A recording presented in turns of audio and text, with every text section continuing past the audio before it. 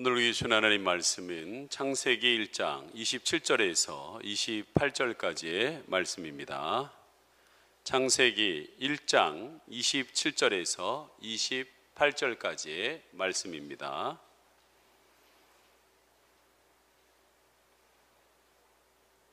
창세기 1장 27절에서 28절 다 같이 합독하도록 하겠습니다. 시작. 하나님이 자기 형상 곧 하나님의 형상대로 사람을 창조하시되 남자와 여자를 창조하시고 하나님이 그들에게 복을 주시며 하나님이 그들에게 이르시되 생육하고 번성하여 땅에 충만하라. 땅을 정복하라. 바다의 물고기와 하늘의 새와 땅에 움직이는 모든 생물을 다스리라. 아멘. 아까 9시 예배에 우리 김범창 청년이 내일 해병대에 입대합니다. 그래서 파송의 찬양을 부르는데 저 기둥 뒤에서 한 여인이 마스크를 쓰고 있는데 슬피 눈은 앞을 쳐다보고 있는데 울고 있다는 사실을 느꼈습니다. 그분이 누굴까요? 네, 김범창 어머니 오영애 권찰님이겠지요. 저도 일부 예배 때 아까 은혜, 모든 것이 지나간 것이 은혜라고 할 때 마스크를 쓰는데 진짜 하염없이 이렇게 막 지나온 모든 시간들이 생각나면서 눈물이 하염없이 나더라고요. 참 마스크가 그런 면에서는 좋은 것 같아요. 눈만 뻘떡이 씻고 입에서 여기서 지금 말을 하고 있는지 욕을 하고 있는지 눈물을 흘리고 있는지 알 길은 없지만 여러분, 하나님께서 여러분의 마스크 안에 귀한 은혜의 고백들이 일어나길 간절히 소망합니다. 우리 그런 의미에서 우리 옆에 있는 분에게 좋은 말, 빛이 있으라 함께 인사하겠습니다. 빛이 있으라. 예. 여러분, 세상에는요 다양한 신조와 신념과 믿음들이 있습니다. 사람들은 자신의 믿음과 신념에 따라 살아갑니다. 믿음과 신념이 없는 사람은 없습니다. 그런데 그 믿음과 신념에는 조잡한 것도 있고 고상한 것도 있습니다. 나름대로 형식은 갖췄는데 안에 내용이 없는 믿음이 있습니다. 신념이 있습니다. 또한 내용은 좋은데 틀이 준비되지 않아서 뜻을 펼치 못하는 신념과 믿음이 있습니다. 또는 하나님도 보장해 줄 수 없을 정도로 과도한 환상적이고 자기 집착적인 신념을 갖고 있는 사람들이 있습니다. 어느 분이 남대문에 물건을 사러 갔다가 이분은 예수님 믿는 분입니다. 그 상점 주인인 할아버지에게 이렇게 얘기했습니다. 할아버님, 예수 믿으세요. 그랬더니 할아버님이 단호하게 나 예수님 안 믿습니다. 아니, 왜 예수님을 믿기를 싫어하세요? 물으니 그분이 사연을 이야기합니다. 할아버지가 초등학교 때였습니다. 그 시절에 집신을 신거나 명절이면 비싼 하얀 고무신을 신을 때였습니다. 그런데 타이어로 만든 검은 고무신이 나왔습니다. 잘 닳지 않습니다. 투박하지만 오래오래 신을 수 있었습니다. 이 시골에서 검정 고무신만 신는 것도 귀한데 어느 날 서울에 있는 이 할아버지의 친척이 하나의 귀한 선물을 주셨습니다. 그 선물이 뭡니까? 운동화를 선물해 준 거예요. 너무나 기뻐 뛰면서 너무 좋았습니다. 정말 중요한 순간만 갈 때만 꺼내서 신고 그랬었는데 어느 날 크리스마스에 친구들이 교회 가자고, 이 교회는 귀한 곳이라고, 그래서 그 운동화를 꺼내서 신고 갔어요. 그리고 자기는 벗어서 자기가 안고 들어가려고 그러는데 선생님이 얘야, 신발은 안고 가면 안 돼. 이 신발장에다 놓아야 돼. 그래서 신발장에다 놓습니다. 그리고 예배가 끝나고 먹을 걸 줘서 먹고 챙겨서 나오는데 신발이 없는 거예요. 신발이. 머리가 하얘지면서 어디 간 거야? 어디 간 거야? 막 찾는데 선생님들도 같이 찾고 친구도 찾는데 못 찾는 거예요. 누가 신고 가버린 거예요.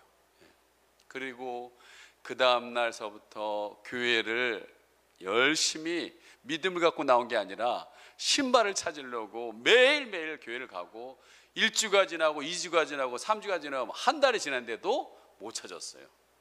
그리고 이 어린 할아버지 소녀는 결심을 했습니다. 무슨 결심을 했을까요? 내 다시는 교회 다니지 않으리라. 내 다시는 교회 다니지 않으리라. 그뿐만 아니라 자기와 결혼한 사람은 교회 다니는 사람은 아니어야 되고, 자기의 자녀들도 혹 교회 가면 절대로 안 되는 할아버지의 신념이 되어버렸습니다. 여러분, 이 할아버지는 상처받고 그 상처가 계속 입으로 되뇌기다 보니까 이것이 신조가 되고 신념이 되어서 모든 사람들에게 자기의 이 믿음을 이야기하기 시작했던 거예요. 그리고 남대문 가게에서 만나는 사람 혹시라도 예수 믿으라는 사람은 단호하게 난 안 갑니다 라고 얘기했습니다. 여러분, 실패의 경험과 상처, 체험들이 반복되고 축적되면서 신념이 형성화되고요, 고착화됩니다. 사람들은 자기의 경험을 의지하여서 신념을 만들어내고 그것을 의지하여서 자기의 인생길을 걸어갑니다. 기준을 삼습니다. 이것이 대부분의 사람들이 지배하는 인생의 기축이요, 기준입니다. 이처럼 믿음과 신념은 사람의 행위를 주관하고 인생을 주관합니다. 그 어떤 사람도 여러분 이 기준에서 벗어나는 사람은 아무도 없어요. 오늘도 이 자리에 여러분 나와 계시지만 분명히 여러분의 신념과 가치를 가지고 이 말씀을 듣게 될 겁니다. 그래서 내 기준과 가치에 벗어나면 이건 아니야, 그리고 나에게 좀 맞는다 들면 그래 이건 맞아, 그리고 여러분들이 그것을 판단하고 받아들일 건 받아들이고 안 받을 건 안 받아들이는 일들이 벌어지게 될 것입니다. 여러분, 근데요, 여러분, 잘못된 신념을 갖는다면 그 사람의 인생은 너무나 엉뚱한 것에 허비하게 되어 있다는 거예요. 이 작은 상처 한 번으로, 물론 그 할아버지는 어마어마한 상처이긴 하지만 이 상처로 그 할아버지는 송두리째 인생이, 여러분, 하나님이 주시는 이 사랑과 은혜를 누리지 못하는 인생이 되어버렸다는 거예요. 뿐만 아니라 그 할아버지는 영혼의 세계에 대해서 자기의 잘못된 신념을 인하여서 하나님 나라에 갈 수 없는 길이 막혀지고 말았다는 거예요. 이렇게 여러분, 자신의 신념과 믿음은 중요합니다. 이것은 자기에게만 이루어진 게 아니라 그 할아버지가 자기의 아내 선택의 기준이 되고 자기 가족을 이루는 기준이 되고 그 가족이 그 어떤 사람도 교회에 가면 안 된다라는 영향을 주고, 그가 또한 남대문에서 만나는 사람들 예수 믿으면 안 된다라는 그 신념 안에서 주위의 사람들을 영향을 줍니다. 이처럼 여러분, 지역뿐만 아니라 나라와 그것이 강하면 민족까지 영향을 주게 되어 있습니다. 여러분, 이런 잘못된 신념이 이데올로기화 되어서 사회 전체를 여러분 잘못된 길로 인도했던 대표적인 것이 바로 공산주의입니다. 뜻은 좋은데 여러분 잘못된 이데올로기가 돼버린 거예요. 나치이즘이 그런 경우입니다. 여러분, 우리는 강한 신념과 신조를 가지고 살아갔던 많은 사람들의 이야기를 여러분 들었을 것입니다. 그리고 이 사람들을 통해서 신념이 이렇게, 믿음이 이렇게 놀라운 영향력을 미치고 있구나, 엄청난 힘이 있구나 라고 인정하는 대표적인 경우가 많이 있지만 여러분에게 한 사람을 소개하겠습니다. 그 대표적인 사람이 세계 무역센터를 비행기로 폭파시켜가지고 9.11 테러를 일으킨 주인공인 오사마 빈 라덴입니다. 이 빈 라덴은 이런 신념을 가졌습니다. 서구 문명은 타락한 문명이다. 지구에서 퇴출시켜버려야 된다. 따라서 서구 문명은 중심인 이 미국, 그것도 대표적인 경제의 핵심인 세계의 무역 센터뿐만 아니라 백악관, 여러분 펜타곤, 국방부, 그걸 타켓으로 다수의 비행기를 가지고 동시다발적으로 하이제킹을 해가지고 자폭 테러로 인류 역사상 최대 규모의 테러를 일으켰습니다. 우리는 이 일에 가담한 이슬람 청년들을 뭐라고 얘기합니까? 테러리스트라고 얘기합니다. 그러나 그들은 전혀 개의치 않고 다음과 같은 말을 했습니다. 우리를 테러리스트라고 불러라. 역사는 우리를 영웅이라고 분명히 말할 것이다. 우리는 이 타락한 서구 문명에 도전하였다. 타락한 서구 문명은 인류 미래를 위해서라도 이 지구에서 퇴출되어야 된다. 그들은 아주 분명하고 단호합니다. 그들은 글로벌 지하드, 성전, 거룩한 전쟁을 나는 부름을 받았다는 신념을 갖고 있었습니다. 그들은 이슬람 근본주의자들로 되어서 현 시대의 이 근본주의를 이데올로기화해서 현 시대에 적용하여서 전 세계적으로 저항운동을 전개하고 있습니다. 현재 여러분 57개 이슬람 국가뿐만 아니라 비서구권 전체에 빈 라덴은 세계 제국 미국에 대항하는 영웅으로 인식되고 있다는 거예요. 여러분이 지금 생각하는 빈 라덴하고 완전히 다른 생각을 갖고 있습니다. 그리고 수많은 이슬람 총재들이 현재 이 빈 라덴은 아프가니스탄에서 잡혀서 사망했는데 그의 신념과 비전을 이루겠다라고 이 글로벌 연대 투쟁을 해서 여러분 TV에서 보는 것처럼 프랑스에서 영국에서 자살 테러들이 일어나는 것들이 그러한 영향에서 일어나고 있습니다. 얼마나 무서운 일입니까? 이 한 사람의 신념과 비전이 얼마나 무섭기에 이렇게 많은 청년들을 여러분 변화시키고 있는 것인가? 멀리 볼 것도 없습니다. 여러분 가까이에 우리 또한 많은 여러분 우리 대통령들을 보셨지요? 이분들 가운데 신념이 없는 분은 없어요. 근데 강한 신념을 갖고 특출난 신념을 갖고 있었던 분이 있습니다. 그분이 누구냐? 고 박정희 대통령님이십니다. 그분에게 신념이 있었어요. 민족 중흥. 자신이 워낙 가난한 농촌에서 태어나서 먹고 살 길이 없어 고생을 했습니다. 그래서 공짜로 먹여주고 입혀주는 군사학교에 들어가서 장교가 되었습니다. 후에 나라가 어지러져 그는 기회를 틈타서 군대를 동하여 군사 쿠데타를 통해 나라를 정복했습니다. 그에는 단순한 권력욕이 아니라 민족과 국가를 향한 분명한 꿈과 야망이 있었습니다. 민족 중흥, 가난한 이 민족을 잘 사는 나라의 민족으로 만들겠다라는 강력한 신념을 가지고 있었습니다. 그래서 박 대통령은 국민가요를 만들었어요. 모든 국민들이 부르도록 했습니다. 잘 살아보세, 잘 살아보세, 우리도 한번 잘 살아보세. 고개 끄덕이는 분이 별로 없어요. 몰라? 처음 들어봐? 그렇구나. 여기 좀 연세 있는 분들은 아마 많이 불렀습니다. 저도 초등학교 때 불렀고요. 이 노래가 국민가요예요. 박 대통령은 당군 이래 국민적 대 캠페인을 벌였습니다.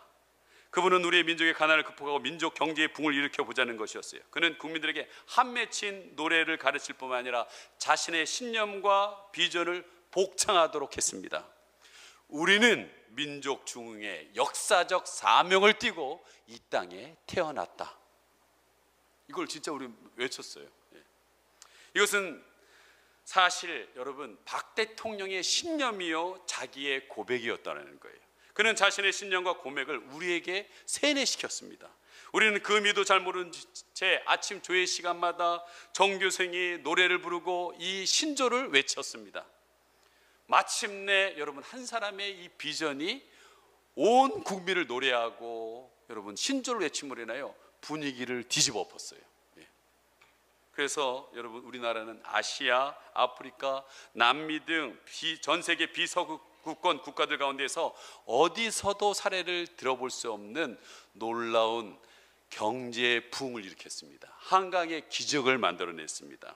이 놀라운 경제 부흥은요, 이 코로나 위기 가운데서도 코로나 있기 전에는 우리나라가 경제 10위국이었어요. 여러분 나라에 아무것도 없는데 이렇게 10위 국가가 된다는 것만도 굉장한 일이죠. 근데 이 코로나 이후에 우리나라가요 경제 9위로 올라섰습니다. 놀랍지요? 위대한 나라입니다 정말. 근데 우리가 올라간 게 아니라 9위 캐나다, 10위 러시아, 11위 브라질이 떨어진 거예요. 우린 가만히 있는데. 그래서 9위가 됐어요. 이것만으로도 여러분 세계 그 많은 나라 중에서 9위 저에게 경제 대국이었던 건 얼마나 위대한 일입니까? 예? 여러분 60년대, 70년대에 우리나라는 해외 시장에 내놓을 만한 그럴듯한 물건이 없었습니다. 기술이 부족한 상황이었어요. 해외 시장을 개척할 위해서는 값싼 노동력을 이용해서 가격 경쟁을 낮추는 길밖에 없었습니다. 이에 박 대통령이 제품의 가격을 경쟁력을 높여 수출하려고 기업주와 공장, 직공 등 노동자들에게 최저임금을 주는데 기업주에게 적극적으로 지원했습니다. 박정희 정권은 철저히 기업주 편에 섰습니다. 그런데요, 여러분, 현재 인권 변호사라고 하시는 출신이신 문재인 대통령은 정반대의 길을 걸어가고 계시는 것 같아요. 저는 여기 공사장에 큰 확산기를 가지고 차에다가 민족투쟁 뭐 이렇게 써 있는 차가 와서 그 노래가 나오면서 그들이 외치는 소리를 저는 3군데 다 들었어요. 근데 가만히 들어보면요, 칼 안 든 도둑들이에요. 내가 볼 때. 자기들이 원하는 어떤 부분의 걸 줘야 된다고, 이 거를 주지 않으면 가지 않겠다고 계속 노래를 틀고 그러더라고요. 저는 노동계를 무시하는 게 아닙니다. 저는 그 방법은 아니라고 생각해요. 이거 완전 와서 안 해주면 계속 앞에서 괴롭히겠다는 아주 그런 자세예요. 제가 볼 때. 얼마나 주위에 피해가 뭐 없어요. 그냥 자기 외치는 것만 확성기를 커가지고 막 그렇게 하는 것을 볼 때 이거는 아니다. 이거를 뒤에서 뒷받쳐주고 경찰이 와서 보호해주고 이거는 아니다라는 생각이 난 들었어요. 여러분, 노동자들이 시위하면서 노동력을 착취하지 말고 월급을 많이 달라고 항의하면 경찰력이 동원해서 시위를 박정희 대통령 때는 강제 진압했고 지금은 보호해주는 이런 일들이 된 거였어요. 그리고 노동자들을 데모하는 사람을 체포시켰습니다. 이렇게 민족 중흥 위한 경제 발전을 이뤄냈습니다. 그래서 지식인들을 포함한 소위 민주화 세력은 박정희 정권을 개발 독재 정권이라고 칭하며 비난했습니다. 민주 세력은 경제 발전을 위해서 노동자를 과도하게 희생시키고 있다고 박 대통령을 강력하게 비판했습니다. 박정희 대통령, 역사는 당신을 저주할 것이요, 역사가 당신을 심판할 것이요. 그러나 이러한 비난에 대해 박정희 대통령이 분명하게 대답을 했어요. 나 죽은 다음에 내 무덤에 침을 뱉어라. 자신이 죽은 다음에 자신의 무덤에 침을 뱉어도 좋고 무덤을 파헤쳐도 좋다. 내 뼈를 으깨도 좋다. 그러나 나는 이 가난을 반드시 해결하고 할 것이다. 내 후대들, 우리의 후대들에게는 이 가난을 되물려 주고 싶지 않다라는 분명한 신념, 잘 먹고 잘 사는 나라를 만들겠다라는 뜻을 가지고 밀어붙였습니다. 여러분, 이렇게 세상의 역사와 우리나라의 역사뿐만 아니라 하나님의 역사는요, 여러분, 인물을 중심으로 해서 흘러가고 있습니다. 왜냐하면 하나님은 사람을 통해 일하십니다. 바로 그 인물이 하나님으로부터 받은 믿음과 비전에 따라서 역사를 움직여 왔습니다. 이런 의미에서 인류 역사는 단순히 역사가 아니라 하나님의 스토리였다라는 거예요. 여러분, 하나님은 그 하나님의 스토리를 펼쳐갈 하나님의 통치를 받는 사람을 지금 찾고 있습니다. 그리고 그에게 사명을 줍니다. 오늘 1장 27절 28절 다시 한번 읽겠습니다. 시작. 하나님이 자기 형상 곧 하나님의 형상대로 사람을 창조하시되 남자와 여자를 창조하시고 하나님이 그들에게 복을 주시며 하나님이 그들에게 이르시되 생육하고 번성하여 땅에 충만하라. 땅을 정복하라. 바다의 물고기와 하늘의 새와 땅에 움직이는 모든 생물을 다스리라 하시니라.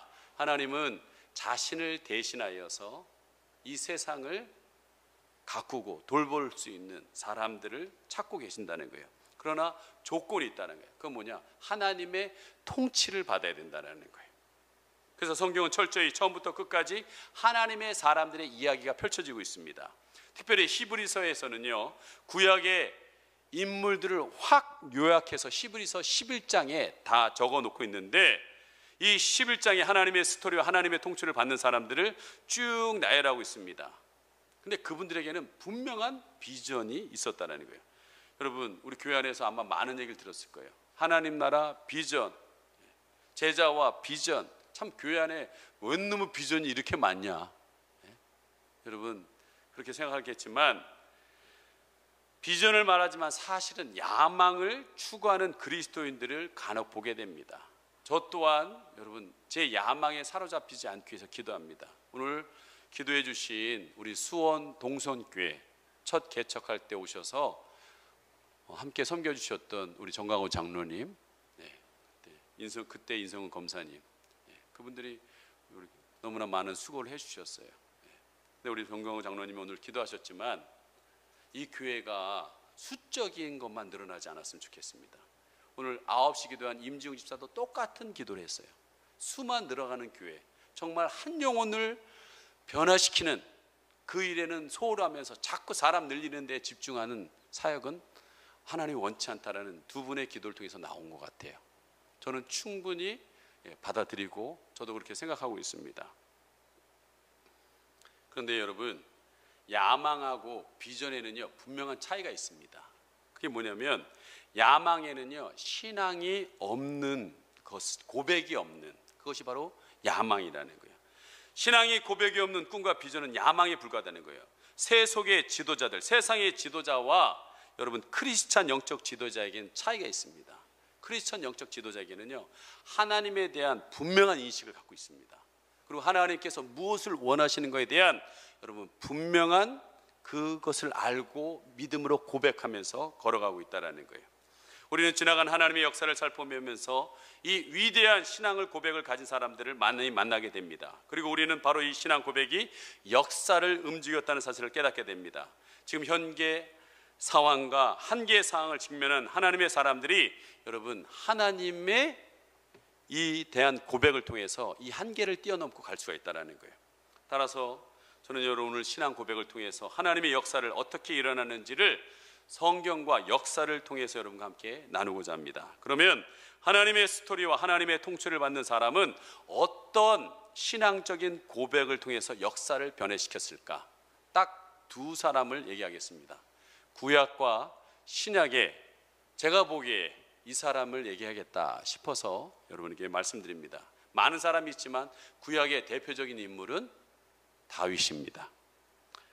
자, 여러분 다윗은요 이스라엘 군대가 강한 블레셋 군대 앞에서 쩔쩔매고 있던 순간이었습니다. 그 블레셋 군대에게는 골리앗이라는 어마어마한 키와 훈련된 군인으로서 감히 그 앞에 나가지 못합니다. 왕인 사울도 못 나가고 그 아들인 요나단, 싸움 잘하는 요나단도 감히 나가지 못합니다. 그러니 지도자가 안 나가니까 그 밑에 있는 부하들과 여러분 군인들이 나가겠습니까? 다 같이 그 두려움에 사로잡혀가지고 벌벌 떨고 있는 거예요. 여러분 제가 코로나에 대한 걱정, 염려가 제 안에 꽉 차서 계속 여러분에게 설교 가운데 흘러나가면요 여러분들도 분명히 벌벌 떨 겁니다. 염려할 거예요. 그러나 저는요 코로나 전혀 두렵지 않습니다. 왜? 하나님이 세상을 창조하셨다는 거예요. 코로나가 또 하나님이 전 주관하고 있다고 믿습니다. 그리고 혹 걸린다 할지라도 예수님이 부활하셨잖아요. 죽음을 이기고 부활하셨잖아요. 저는 죽음이 솔직한 말로 그렇습니다. 두렵지 않습니다. 죽어도 천국 가는데 뭘 두렵다는 거예요. 여러분들 창조주 하나님을 믿으시기 바랍니다. 부활하신 예수님을 믿으시기 바랍니다. 어떠한 상황 속에서 흔들리지 없이 나가길 바랍니다. 그 믿음을 다윗이 가졌어요. 그것도 17세 청소년이. 골리앗은 이스라엘 군대 앞에서 소리칩니다. 하나님을 모독합니다. 하나님을 따르는 백성들을 수치스러운 말로써 여러 가지 이 10원짜리더라, 이 100원짜리더라 이런 하면서 계속된 욕을 막 해대고 있어요. 근데 누구 하나 나가서 그 입을 막을 사람이 한 사람도 없는 거예요. 그런 가운데 17세의 청소년 다윗이 군대에 가 있는 형들에게 먹을 것을 주려고 왔다가 하나님을 욕하는 그 소리를 듣는 거예요. 그 안에서 숨어있던 하나님에 대한 열정, 사랑이, 의가 확 올라오기 시작합니다. 그러면서 얘기합니다. 저 하나님을 모르는 사람, 할례 받지 못한, 구별되지 못한 저 사람이 하나님을 모욕하고 하나님의 군대를 모욕하고 있구나. 그리고 소년 다윗은 도전하여 나갑니다. 모든 이스라엘 군인들과 블레셋 군인들이 보는 가운데 다윗이 골리앗을 향하여 나가는데 여러분 칼을 들고 나간 것도 아니고 창을 들고 나간 것도 아니고 물맷돌을 들고 나갔는데 물맷돌로 골리앗을 쳤다고 여러분 생각하면 큰 오산입니다. 하나님께서 그래도 가장 약한 도구가 뭘까 생각해서 그 물맷돌을 선택한 것뿐이지 다윗은 분명히 무엇을 들고 간다라고 얘기하고 있습니다. 그게 뭡니까? 사무엘상 17장 45절입니다. 같이 읽습니다. 시작. 다윗이 블레셋 사람에게 이르되 너는 칼과 창과 단창으로 내게 나아오거니와 나는 만군의 여호와의 이름 곧 내가 모욕하는 이스라엘의 군대 하나님의 이름으로 내가 나아가노라. 뭐 들고 나간다고요? 하나님의 이름을 들고 가지고 나간다는 거예요. 이렇게 담대히 골리앗을 도전할 수 있었던 것은 골리앗과 블레셋 군대를 이길 수 있는 그 안에 믿음이 있었다는 거예요. 지금 이 분위기를 뛰어넘는 믿음이 있었다는 거예요. 그 믿음이 하나님을 욕하고 있는 그들을 향하여서 그 믿음이 폭발해가지고 나온 것이 너는 칼과 단창으로 내게 나오지만 나는 만군의 여호와야 하나님의 이름으로 내가 너에게 나간다라고 얘기하는 거예요. 여러분, 하나님은 그런 신앙 고백을 하는 사람을 통해 하나님의 스토리를 써가고 있다는 거예요. 하나님께서는 역사를 그를 통해서 펼쳐가고 있다는 거예요. 여호와의 이름으로 골리앗을 향해 담대히 나갔던 다윗은 다시 이렇게 선포합니다. 47절 시작. 또 여호와의 구원하심이 칼과 창에 있지 아니함을 이 무리에게 알게 하리라. 전쟁은 여호와께 속한 것인지 그가 너희를 우리 손에 넘기시리라. 구원하심, 이 전쟁에 벌벌 떨고 있는 우리를 향하여, 코로나로 인하여 벌벌 떨고 있는 우리를 향하여, 경제가 멈춰 있다고 생각하여서 벌벌 떨고 있는 우리를 향하여서 구원하심이 칼과 단창에 있는 것이 아니다라고 얘기하고 있습니다. 우리 삶의 모든 전쟁은 여호와께 속한 것이라고 얘기하고 있습니다. 그가 너희를 손에서 구원하시리라고 얘기하고 있습니다. 여러분, 하나님의 통치를 믿는 소년 다윗이 이렇게 담대히 도전했던 이유에 대해서 자신이 고백합니다. 구원이 칼과 창에 있지 않다는 거예요. 블레셋 군인들은 물론 하나님의 군대 이스라엘 군인들은 구원의 능력이 어디 있냐고 생각했냐면요, 칼과 창에 있어야 된다고 생각했어요. 그렇게 큰 키를 가진 데 있어야 된다고 생각했습니다. 훈련되어야지만 된다라고 생각했습니다. 그러나 다윗은 이러한 사상에 분노하고 있는 거예요. 옛날이나 지금이나 여러분 대동소이합니다. 인생들은요 늘 보이지 않는 하나님보다는 보이는 세상과 권세에 의지합니다. 그래서 자격증, 학위, 돈, 권력, 지위 등 세상의 힘과 실력에 의지하여 살아가려고 하며 또 이런 것에 의지하여 하나님의 사역을 감당하려고 하고 있습니다. 저도 그렇게 감당할 때가 있었습니다. 현대 그리스도인은 역시 차이가 없습니다. 오히려 과거보다 더해요. 왜? 지금은 무한 경쟁 시대입니다. 능력이 최고의 가치인 시대입니다. 이런 시대에서 그리스도인들이 말씀, 기도, 헌신, 그들이 비웃습니다. 세상을 경쟁을 이기기 위해서는 나도 실력을 갖춰야 된다고, 나도 능력이 있어야 된다라고 세상 사람들과 똑같은 방식으로 몸부림치는 그리스도인들이 허다하고 있습니다. 여러분, 그 모습을 보는 하나님은 너무나 답답한 거예요. 골리앗 앞에서 벌벌 떨고 있는 사울도 볼 때 답답하고 그 백성들을 보는 하나님의 마음도 답답하다는 거예요. 이 코로나 앞에서 벌벌 떨고 있고 이 경제 위기 가운데서 두려워 떨고 있는 여러분을 때 하나님 마음이 답답한 거예요. 그런 시대 가운데서 17살의 소년이지만 그 하나님에 대한 구원하심은 하나님께 있다라는 믿음을 가지고 칼과 창에 단창에 있는 것이 아니라 여호와 하나님께 능력이 있다는 것을 믿고 나가는 그 소년의 발걸음에 주님이 힘을 더하신 거예요. 여러분, 저는 늘 그렇게 생각해요. 다윗이요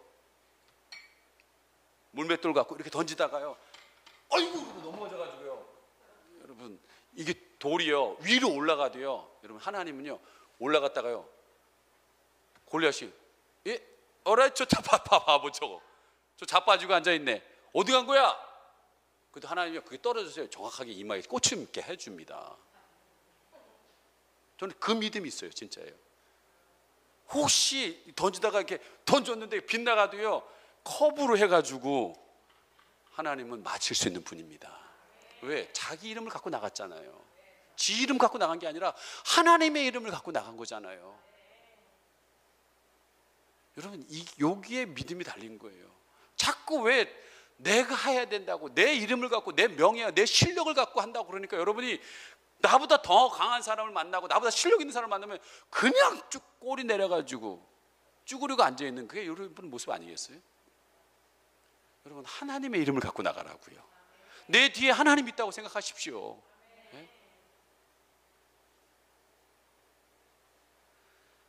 다윗이 이 시대의 청년들을 보았다면 아마도 똑같은 분노하면서 도전하고 선포했을 것입니다. 너희의 구원이 내가 손에 쥐고 있는 칼과 창에 있지 않다. 너희의 구원이 너가 가지고 있는 능력과 돈에 있지 않다. 소년 다윗은 매우 실제적이고 궁극적인 선포를 합니다. 우리의 전쟁은 하나님께 속한 것이다. 삶과 죽음을 바뀌는 전쟁 상황 속에서 하나님이 나를 통치하고 있다. 나는 그분의 이름을 믿고서 한 걸음 나갈 때 여러분이 얘기했잖아요. 구약에는 기름 부으심이 왕과 선지자와 제사장에게 기름 부었지만 이 시대는 여러분 하나님의 뜻을 알고서 순종하여서 발걸음을 내딛는 그 사람에게 성령의 기름 부으심이 부어진다고요. 이 시대 가운데도 전 동일하다고 믿습니다. 코로나 할아버지가 오든 상관없어요. 하나님의 뜻이 이거다 싶으면 나가는 거예요. 그랬더니 여러분 이 시대 가운데서 더 빛나는 교회가 개척됐잖아요. 돈 하나도 없어요. 솔직한 말로. 이런 시국 속에서 선교 센터가 지어졌잖아요. 앞으로 여러분은 더 놀라운 걸 보게 될 겁니다. 왜? 목사가 미쳤어요. 저는 미쳤어요. 하나님이 하실 거면 한다고 믿어요. 여러분 저를 똑바로 주목하세요. 이제는 여러분 10년 동안은 가족 공동체입니다. 실수하면 정으로 그래 돼. 이래도 돼. 저래도 돼. 왜? 가족이니까. 그렇다고 그래서 그걸 가족 다 뿌리친다는 건 아니에요. 가족 공동체 위에 이 터 위에 뭘 올려야 되냐? 군사 공동체가 돼야 됩니다. 이 마지막 시대는요 여러분 어리버리해가지고 못 뚫고 나가요. 시대가 너무나 악하고 음란하다고 그랬어요. 이걸 뚫고 나갈 수 있는 힘은 군사가 돼야 됩니다. 명령에 죽고 살아야 되는 거예요. 우리 빛나는 교회가 군사 공동체가 돼야 하나님께서 원하시는 이 놀라운 여러분 시대를 역류해서 뚫고 나갈 수 있는 그 힘이 강력하게 나오게 되어 있다는 거예요. 여러분 한 분 한 분이 저는 눈빛이 살아나길 바랍니다. 웃어라. 눈 뜨고 있는 거지? 우리 청소년 스승 뒤에 제자들 둘이 쭉 섰네. 여러분 서로 보고서 거기 앉았네 그러는 것 같아요. 여러분 엊그제인가 여러분 저녁에 식사를 하는데 저희 어머님이 여기 오늘 10주년 예배에 참석하셨어요. 그래서 어머니 우리 김근호 원철 옆에 앉는데 이 사람의 제자들이에요. 쟤네 둘이가. 쟤네들의 영적인 아버지예요. 김근호 원철은 제가 제자 교육 시켰어요. 내가 이 사람 아버지예요. 쟤네들은 곧 내가 할아버지야. 알겠니 종현아? 알겠냐고. 그렇지. 웃어라. 내가 누구라고? 그렇지. 여러분 영적인 족보가 그렇다는 거예요. 늙어서 그게 아니라 제가 김근호 원차를 제자화 시켰고 김근호 원차이 쟤들 제자화 시키니까 제 영적인 자녀요 할아버지잖아요. 여러분 이렇게 세워져야 된다는 거예요. 하나님 말씀하시면 쫙 내려가지고 여러분 하나님의 뜻을 해서 쫙 나가야지 여러분 이 시대를 뒤집을 수 있지 않겠습니까? 여러분 요한 웨슬레는 분명히 했어요. 나에게 깨어있는 사람 10만 명만 주십시오. 영국을 뒤집어버리겠습니다. 세계를 뒤집어버리겠다고 그랬어요. 저는 그게 요즘 믿어져요. 어설픈 여러분 막 수천 명 필요 없어요. 정말 깨어있는 그 소수가 역사를 바꿔나갑니다.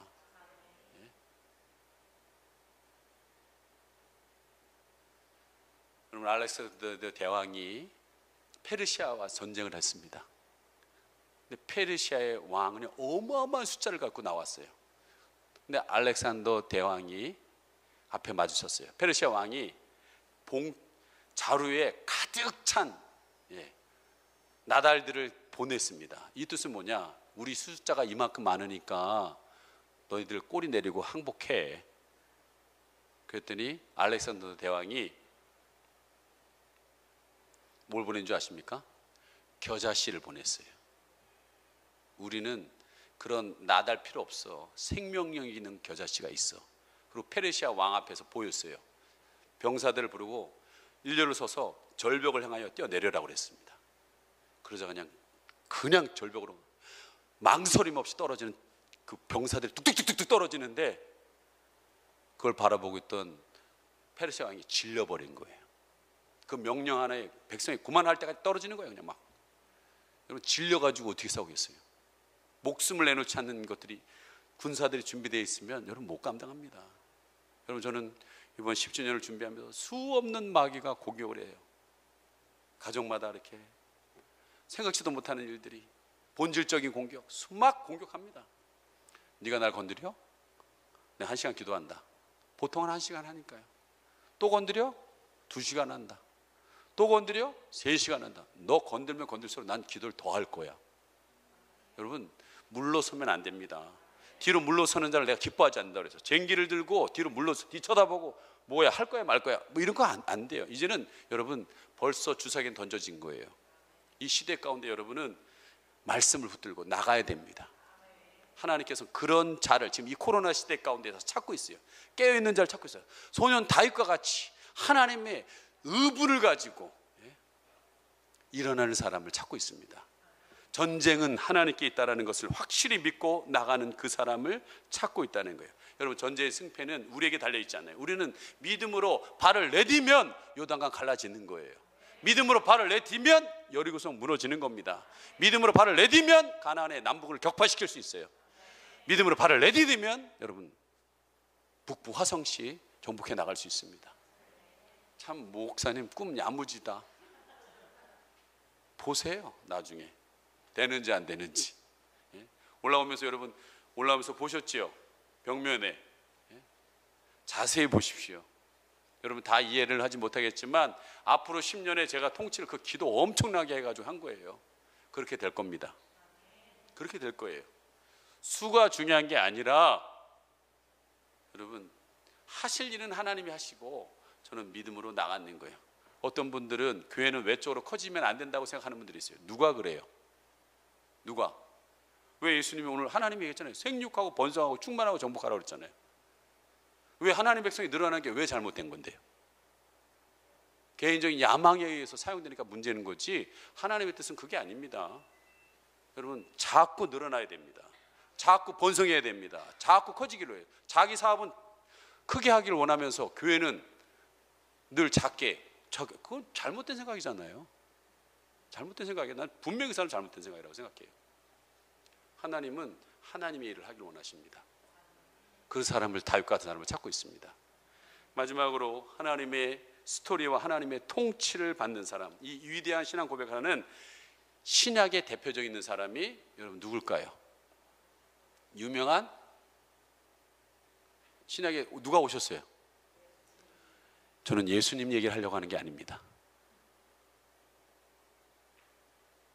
저는 여러분에게 예수님이 오실 길을 예비한 세례 요한을 여러분에게 얘기하고 싶습니다.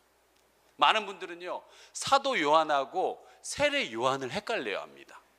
엄밀히 얘기하면 세례 요한의 제자가 사도 요한이에요.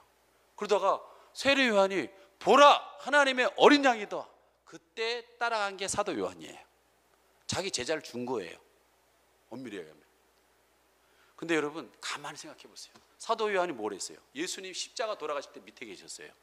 예수님 부활할 때 그 자리 갔어요. 예수님 승천할 때 그걸 다 쳐다봤어요. 그리고 예수님 오실 것을 본 사람은 아무도 없어요. 그러나 어느 날 밤모섬에서 96세가 넘은 그 할아버지 사도 요한이 밤모섬 굴에 있는데 예수님 오셔서 눈을 열어주셨어요. 세상 끝날 일에 대한 걸 보여줬어요. 예수님이 어떻게 재림할 것을 보여준 게 요한계시록을 쓴 게 사도 요한이 쓴 거예요. 한마디로 사도 요한의 사명은 예수님의 오심, 재림을 마무리하는 그걸 쓴 거예요. 그렇다면 세례 요한은 무슨 사역을 했을까요? 역사에 등장하는 예수님의 길을 여는 게 자기의 사명이라는 거예요. 그는 자기가 할 일이 뭔지를 알고 있었어요. 자기의 위치가 뭔지를 정확하게 알았어요. 그래서 그 사명의 위대한 고백을 합니다. 뭐라고 고백합니까? 요한복음 3장 30절입니다. 시작. 그는 흥해야 하고 나는 쇠해야 하리라 하니라. 자신의 입지를 분명히 합니다. 세례 요한은 자신의 역할을 알고 있었어요. 하나님의 사역에 대한 여러분 자신의 위치와 사명이 뭔지를 정확하게 아셔야 돼요. 여러분 우리 교회는 이 10년을 여러분 한 벽면에 여러분에게 정리를 해놨습니다. 우리가 걸어온 10년들 앞으로 10년을 어떻게 가겠다고 저기가 분명히 제가 거기다 다 적어놨어요. 엉뚱한 얘기 하지 마세요. 여러분 저거만큼 기도했으면 들었으면 얘기해 주세요. 제가 뭐 기도 많이 했다고 자랑하는 게 아니라 하나님은 주의 종에게 말하지 않고 행하는 법이 없다고 그랬어요. 계시의 정을 주셔서 하나님이 하실 일을 알려주신다고 그랬습니다. 저는 하나님께서 저렇게 분명히 하실 거라고 믿습니다. 두 요한의 사역처럼 세례 요한은 예수님의 사역을 열고 사도 요한은 예수님의 사역을 마무리 지는 이 사역, 이게 빛나는 교회가 저는 하기를 원합니다. 예수님이 역사하시도록 길을 여는 사역, 예수님의 사역이 마무리될 수 있는 그 마지막 부름, 도장을 찍을 수 있는 일을 저희 교회가 하기를 원합니다. 이 사역은 우리만이 아니라 모든 예수를 주인이라고 고백하는 사람들, 또한 모든 교회들은 마땅히 해야 될 일이라는 것을 말씀드립니다. 그렇게 지나온 10년, 저는 그렇게 생각합니다. 이 10년이 하나님께서 하나님의 일을 하도록 준비시키는 시간이었다는 거예요. 여러분, 머리가 준비됐다고 해서 모든 일이 이루어지는 건 아니에요. 저도 개척을 했는데 저도 호주에서 말레이시아에서 큰 교회에서 다 훈련됐어요. 제가 17년 부교육자 훈련을 받았습니다. 전 가는 곳마다 부흥을 시켰어요. 제가 시킨 건 아니지만 저희 아내하고 가는 곳마다 부흥을 시키고 인정받고, 지금도 여러 목사님들이 있다가 5시에 오실 거예요. 저는 누구 하나 목사님에게 저희 한 적이 없어요. 그렇게 저는 준비된 줄 알았어요. 근데 막상 개척해보니까 이건 또 달라요. 부교육자 17년 한다고 소용없어요. 담임 목사 1년하고는 비교도 안 됩니다. 왜? 부교육자는 17년에도 170년에도 책임이 없어요. 담임 목사는 1개월 해도 책임이 있습니다. 그래서 여러분, 제 유명한 간증 얘기했잖아요. 출입문 열어서 들어가는데 층계위에 35,600원에 전기세를 보는 순간 저는 가슴에 철렁 내려앉았다고. 그때 부교육자 때 고지서가 그렇게 많을 때 나하고는 아무 상관이 없어요. 그래서 이 한 장의 고지서가 제 마음을 확 눌러버렸어요. 왜? 성도도 없으니까. 그 내가 고지서를 들고 어떻게 했어요?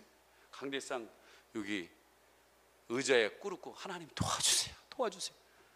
35,600원 갖고 내가 이렇게 기도하기 처음이었어요. 정말이에요. 그 외에도 수없는 일이 내가 다 책임을 져야 되는 거예요. 물론 내가 주인은 아니지만 책임자니까 그래야 된다는 거예요. 그런 시간들을 통해서 지금 어제 식사하는데 어떤 분이 그러더라고요. 막 교회인데 막 청년은 저기서 뭐 하고 우리 여성들은 이거 하고 누구는 청소하고 청년들은 저기 닦고 막 돌아가는데 차를 어느 분하고 마시는데 그래요. 목사님 많이 좋아지셨어요. 안 움직여도 이렇게 다 움직이니까 참 보기 좋네요. 그러더라고요. 제가 그분에게 한마디 했습니다. 이렇게 되기까지 쉽지 않았습니다. 제가 쉬려고 사람들 훈련시킨 거 아니에요. 교회의 주인은 저도 아니고 여러분도 아니고 우리 모두가 주인이에요. 그리스도의 머리 아래서 다 목도 역할도 하고 손도 하고 발도 역할하는, 지금 이 10년 동안 그 훈련을 해온 거예요. 이제 하나님께서 손, 발 어느 정도 갖춰서 좀 돌아가게끔 움직이게끔 된 거예요. 저는 움직인다면 이제 하나님이 원하시는 그 일에 집중하기를 원합니다. 자, 그렇다면 이렇게 하나님께서 이제 10년의 하나님의 통치 가운데 일을 하려고, 하나님께서 원하시는 일을 하려고 할 때 가장 방해가 되는 게 뭘까요? 어느 분이 그 자기 금식 일주일하고 난데 그런 고백을 했어요. 산에 올라가는데 길에 큰 게 있는데 큰 바위가 막고 있더라는 거예요. 왜 이 길에 이 큰 바위가 막고 있지? 그래서 자세히 봤더니 그 바위가 말씀드렸죠? 자기 자신이라고.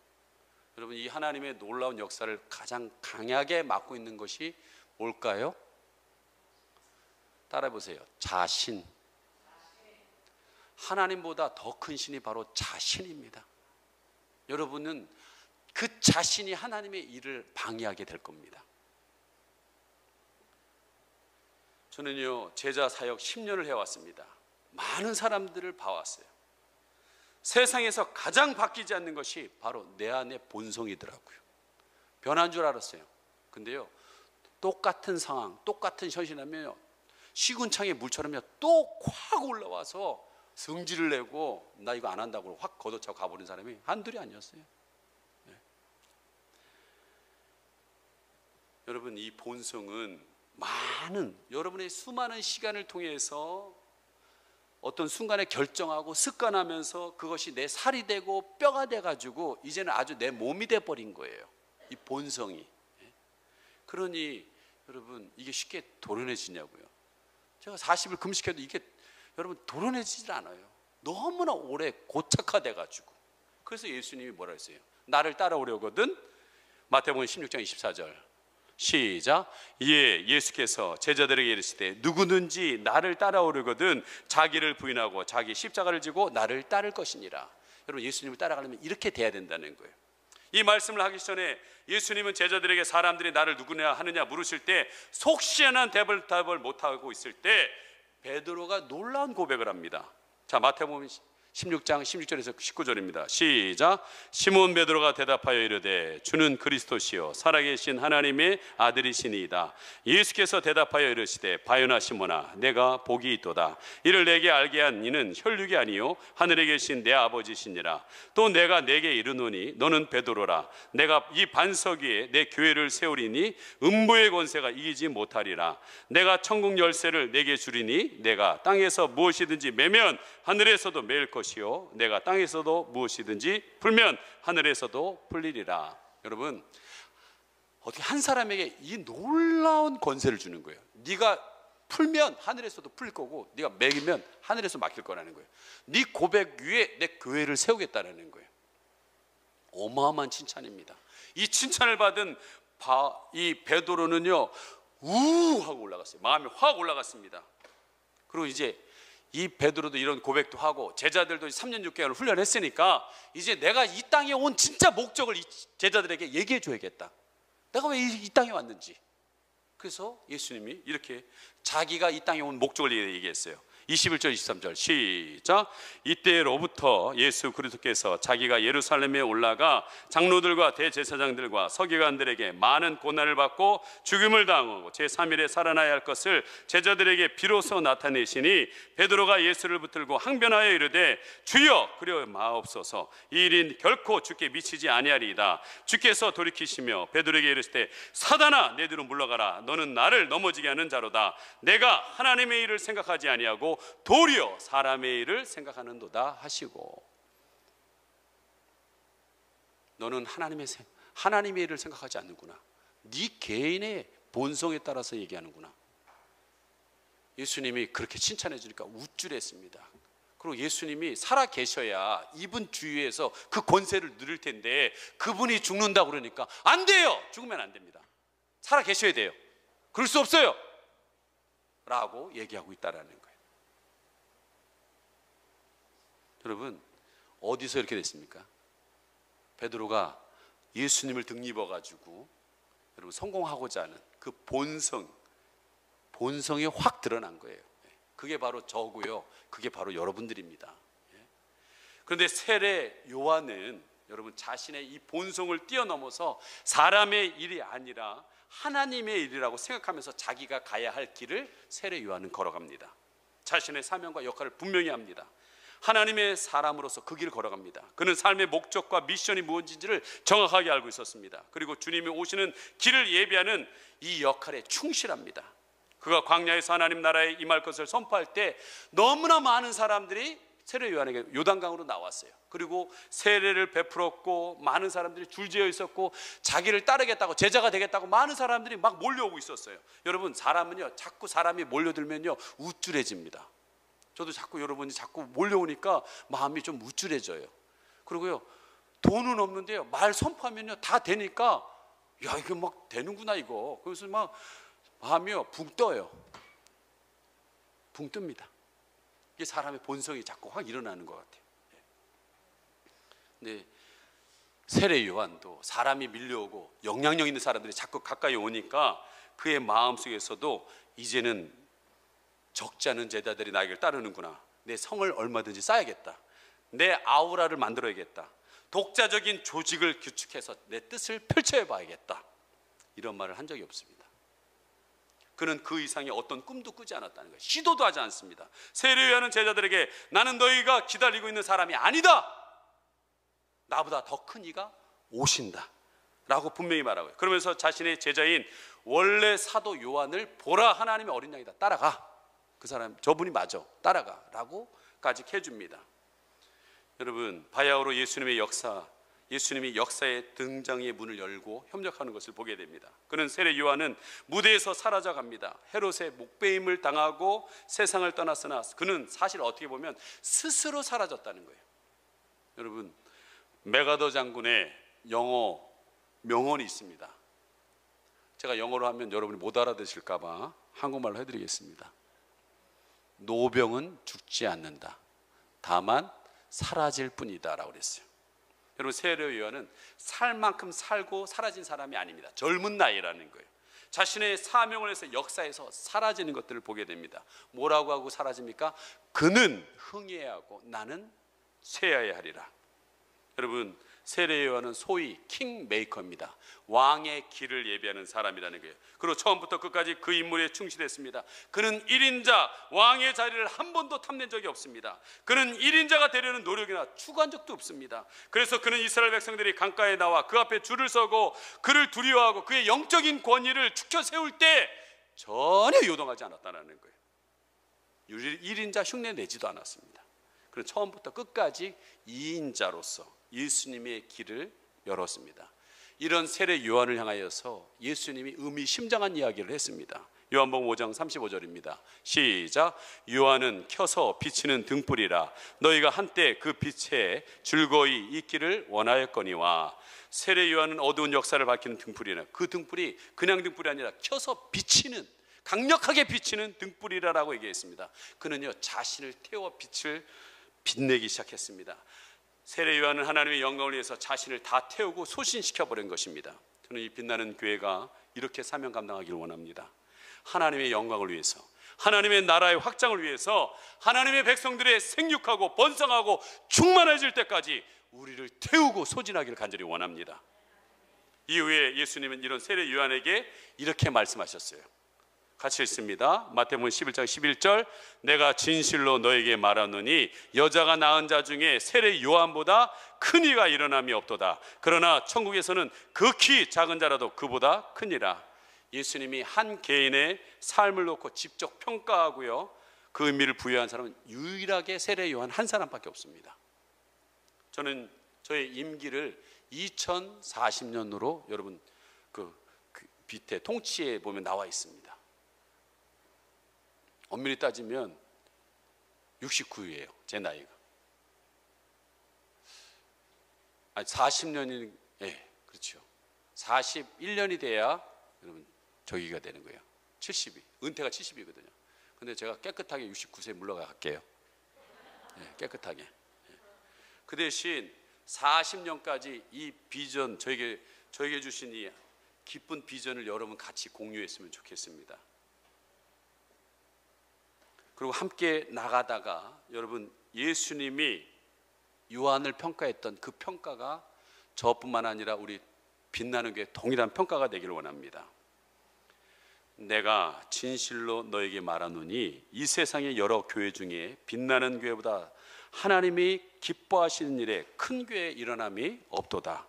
그러나 천국에서는 극히 작은 교회일 뿐이니라. 이 말씀을 듣기 위해서 날마다 여러분 하나님의 은혜와 십자가의 사랑과 능력을 알고 있는 우리는 여러분 함께 기도하기를 원합니다. 예수님께서 흥할 수만 있다면 언제든지 어디서든지 내 인생을 세례 요한처럼 주께 드려서 소진시켜 주시옵소서. 전 세계의 민족 가운데 하나님 나라만 흥할 수 있다면 이름도 없고 빛나지 않아도 되는 그런 교회로 사용하여 주시옵소서. 우리 시간 함께 이 찬양 부르시고 우리 기도했으면 좋겠습니다.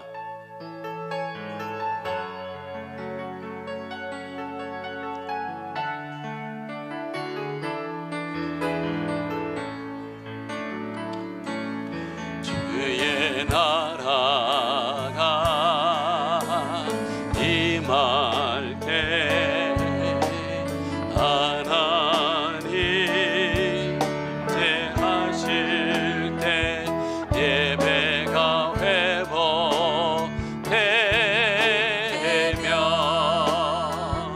기적이리라. 나네 전능하신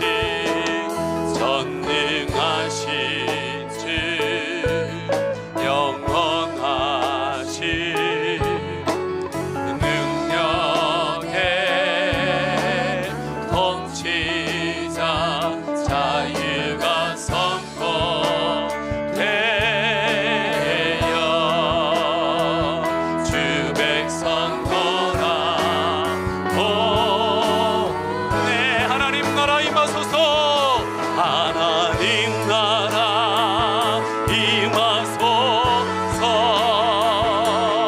영광과 존귀 능력과 힘이여 놀라운 사랑에 기적의 하나님 지금 이곳에 어서 하나님 나라 임하소서.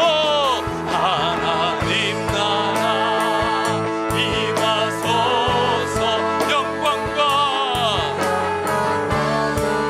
능력과 위엄으로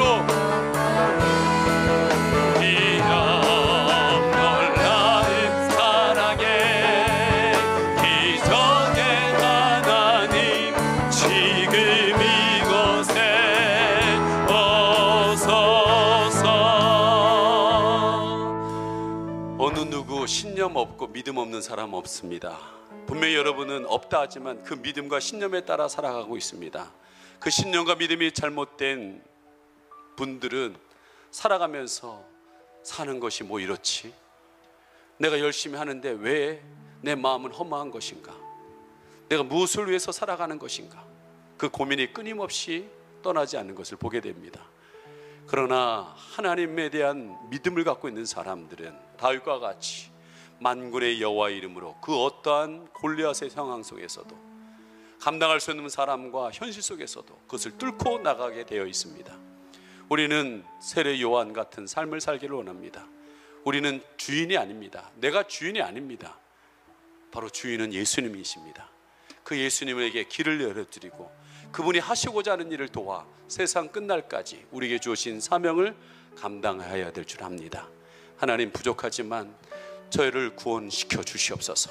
예수님의 피로 구원시켜 주시옵소서. 내 눈을 열어서 하나님의 나라가, 하나님이 원하시는 그 비전을 보고 하나님 우리 교회가 나갈 수 있도록 인도하여 주시옵소서. 우리 주여 한번 부르고 기도합니다.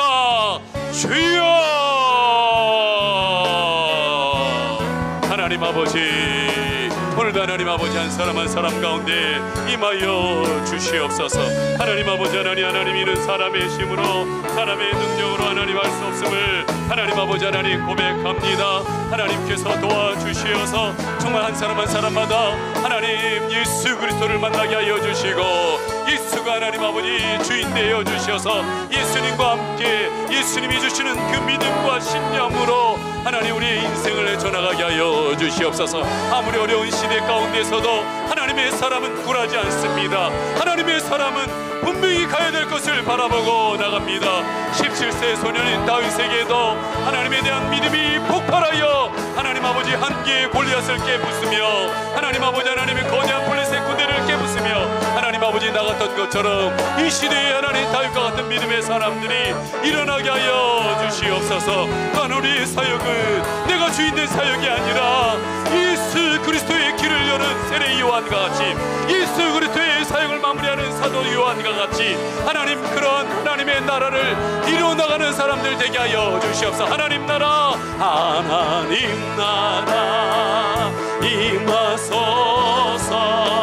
임하소서. 영광과 존귀 능력과 위엄 놀라운 사랑에 기적의 하나님 지금 이곳에 우리 이 시간 주님의 높고 위대하심을 크게 선포합니다. 주 높고 위대하신 크게 외쳐 선포하네. 만왕의 왕 주 하나님 지금 하나님 나라 우리 두 손 들고 찬양합니다. 하나님 나라